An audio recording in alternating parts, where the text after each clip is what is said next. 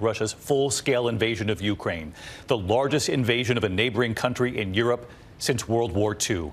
The Russian military attacking from the south, the north, the east, taking out military installations and moving closer tonight on strategic cities. This evening, the Pentagon believes they could be closing in on the capital of Kyiv. Pentagon officials saying the Russians want to surround the city and, quote, decapitate the government. Tonight, President Biden laying the deaths, the carnage at Putin's feet, telling the American people today and the world that Putin is the aggressor. Putin chose this war, he said, and now he and his country will bear the consequences. All day today, the wrenching images of war, Russian military vehicles and tanks rolling through a Ukrainian checkpoint from Belarus. Images circulating online showing what appear to be Russian helicopters sweeping in during an assault on a military base about 20 miles outside the capital of Kyiv. Another concern tonight, Russian vehicles at Chernobyl nuclear site. The Russians are now in control of that nuclear plant, some 60 miles from Kyiv. Of course, the site of the world's worst nuclear disaster back in 1986, and where there are still vast amounts of dangerous nuclear waste entombed there. Despite Russian claims tonight, reports of some missiles striking civilian targets falling on this neighborhood near the capital. And in Ukraine's second largest city tonight, Ukrainians now taking shelter in the subways in Kharkiv. Parents with their children huddling underground now for safety. Some asking, what does Putin want? Still unclear why this is all happening. The scene at bus and train stations tonight, the desperate attempt to get to safety, and world leaders are already warning tonight of a refugee crisis now looming. President Biden meeting today with his national security team and a virtual meeting with G7 leaders. The president then addressing the American people on Russian banks, the sanctions tonight, and moves to limit exports to Russia. The president saying our allies are in full support of these new sanctions. Moments ago here, I spoke with Secretary of State Blinken. I asked him why not sanction Vladimir Putin himself? And what are they seeing right now around Kyiv? Does the Biden administration tonight believe the capital will fall in the next 24 hours? But we're going to begin tonight with our senior foreign correspondent Ian Pannell on the ground in Kyiv. Again tonight. Russia unleashing a brutal military assault on Ukraine, invading this vast nation from the north, south and east. The attacks seen in videos posted online from inside Ukraine. After bitter fighting, Russian forces now reportedly in control of Chernobyl, the destroyed nuclear plant just 60 miles from the capital Kyiv. US military sources say they believe the Russians are driving on Kyiv to surround and, quote, decapitate the government there. We saw fighter jets flying over the city this morning as emergency air raid sirens wailed. A large number of Russian helicopters seen on social media posts attacking a military base less than 20 miles from the center of the capital, triggering a pitched battle. The Russians launching over 160 ballistic missiles and rockets on military installations across Ukraine, but also reportedly hitting some civilian targets. Here, an enormous unexploded rocket's lodged in the ceiling of an apartment building in Kharkiv, close to the Russian border. And here, a jet missile wedged into a damaged road. Intense fightings reported around Kharkiv, and thousands have been forced to shelter in the subways. Columns of Russian tanks and armoured vehicles are reported to be still pouring across the Ukrainian border tonight. Swarms of helicopters flying in low over the countryside, creating panic and terror for the people living there. Even so, military sources say less than half of Russia's 150,000 troops have entered the country.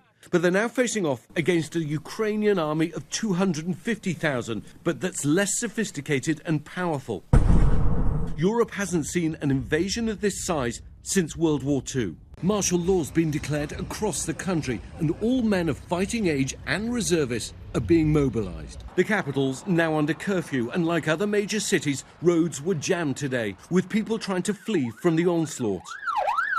There have been massive lines at gas stations, and residents desperate for cash are lining up for hours at ATMs.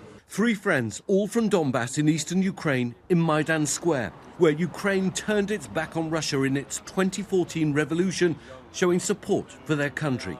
We are not afraid. We are ready to defend our country. Marichka Podolko is a morning news anchor in Ukraine. Tonight, her husband's at war and her children hiding in safety in the West. I think that's the worst scenario that we could expect. I never expected it to be so bad, but I never expected Ukraine to be so calm and strong. Шановні громадяни України. Ukraine's President Zelensky trying to rally his country tonight, but acknowledging their losses. Officials say at least 40 Ukrainian service members have been killed, as well as dozens of civilians. Zelensky saying the fiercest fighting is in the south, where Russians are advancing from Crimea, adding that some Russian soldiers have been captured. Around the world, the Russian offensive is being condemned. The Pentagon tonight saying it'll now deploy 7,000 more US troops to Europe. President Biden met with his national security team this morning and said the world will hold Russia accountable. Putin is the aggressor. Putin chose this war, and now he and his country will bear the consequences. But Biden didn't sanction Putin himself, choosing instead new penalties on 4 more Russian banks and some of the country's elite. Putin's claimed he has no intention of occupying Ukraine and warned other countries not to interfere, threatening retaliation the likes of which, quote, you've never experienced in your history.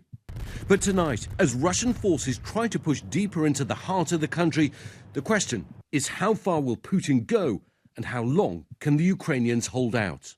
And so let's bring in Ian Pannell from the Ukrainian capital again with us tonight. And Ian, I want to get to the news breaking as we're on the air tonight. President Zelensky speaking this evening saying that Putin has made him a target. And what do we know about this ongoing battle outside Kyiv tonight? Yeah, that's right. President Zelensky is saying that he is target number 1, his family now in hiding. And this battle is critical because it's only 20 miles northwest of the capital. Both Ukrainian and Russian forces battling it out for control, and that could decide how much the capital comes under fire. David? And Ian, I wanted to get back to your reporting there that the Russians are now in control of the Chernobyl nuclear plant. We took World News viewers to the exclusion zone and the communities around it some years back here. We remember, of course, the children, the families hopeful for their futures, but they were always aware of the dangerous nuclear waste that remained there. What are authorities saying about Chernobyl tonight and the security of that facility? Yeah, I mean, the fighting around Chernobyl certainly raising concerns about the potential for some kind of disaster. But tonight, despite reports that it has fallen into Russian hands, the authorities are insisting that those nuclear facilities are safe and secure. David? Ian Pannell leading the way with our reporting again tonight. Ian, thank you. And just before we came on the air this evening, we asked Secretary of State Antony Blinken why the U.S. hasn't sanctioned Putin directly, what they're seeing just outside Kyiv right now, and is there a chance that Vladimir Putin goes beyond Ukraine? Secretary Blinken, thanks for coming on again tonight. We heard the president list these new sanctions today against several Russian banks, among other steps being taken. The president also said direct sanctions against Vladimir Putin himself are still on the table here. You've got Putin invading Ukraine from the north, the east, the south, ignoring all calls from the U.S. to stop. So why is the U.S. not sanctioning him right now? Well, first of all, David, the sanctions that we've taken, not just us, in coordination with European partners and allies, are going to have severe consequences on Russia. Some immediate, some that play out over time. We've taken 10 largest financial institutions, holding about 80% of Russia's banking assets, can't do transactions in dollars or for the most part in euros. The ability for Russia to raise money on international markets, we're taking that away. Their ability to import the technology necessary to modernize their economy, to put into critical industries like defense, like aerospace, that too being taken away. And this is going to have a very significant impact. Now, having said that, as the president said, other things remain on the table. If they continue to escalate, we'll have the ability to do the same thing. Is there any sign here, though, that Putin cares about these sanctions? The threats don't appear to be working so far. You know, sanctions have an immediate impact. We're seeing that in terms of Russia's currency, in terms of its markets.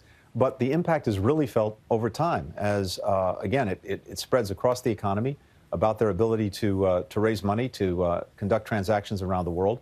That will be felt more and more and more over time. So if this continues, the pain will continue, the pain will grow, and that's going to have an effect, too. But to be clear here, you are willing to sanction Putin directly if you have to. As the president said, everything's on the table, including that. I want to ask you about the fighting we know that's taking place at a military airfield about 20 miles from the capital of Kyiv. Do we know who's in control of that airfield tonight, and is it possible Kyiv falls in the next 24 hours? I'm not in a position to comment on exactly what's going on the ground at this moment, but what we do know, and part of the Russian plan has been to put Kyiv in danger, to assault the capital, to go after other major cities. We're seeing forces come in from the north, from the east, from the south, and that's all part of the plan that we've laid out for the world in recent weeks. You're convinced Putin's going to overthrow this government? I'm convinced he's going to try to do that.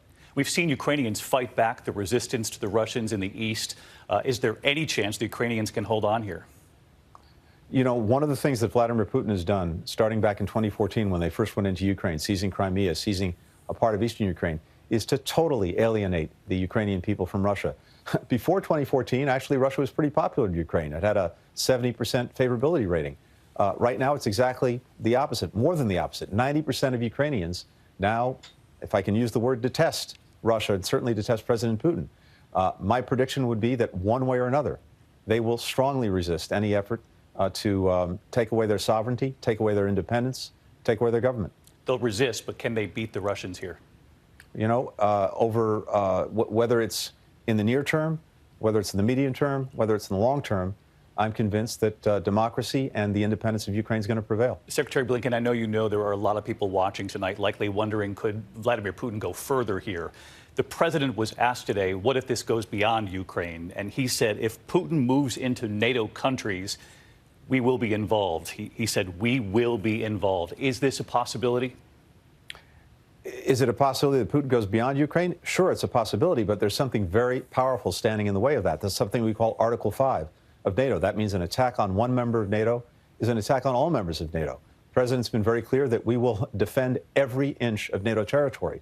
I think that's the most powerful deterrent against President Putin going beyond Ukraine. You know, the president has said all along U.S. troops will not fight in Ukraine against the Russians. But again, this hypothetical, if he goes beyond Ukraine and into NATO, given what you just cited, that means all bets are off the table here. Well, it's not a question, David, of all bets being off the table. It's being very clear that we are committed to Article 5. We're committed to defending our NATO allies. And if it comes to that, we'll do it. But right now, our focus is on Ukraine. Our focus is on trying to prevent President Putin from going even further. But it looks like he's going for everything he can get. And so we're doing what we said we would do all along. We're imposing massive costs. We're doing it with allies and partners. We're doing it together. We're doing it swiftly. And you've seen that already today. Secretary Blinken, we do appreciate your time again tonight. Thank you. Thanks, David. Good to be with you. Hi, everyone. George Stephanopoulos here. Thanks for checking out the ABC News YouTube channel. If you'd like to get more videos, show highlights, and watch live event coverage, click on the right over here to subscribe to our channel. And don't forget to download the ABC News app for breaking news alerts. Thanks for watching.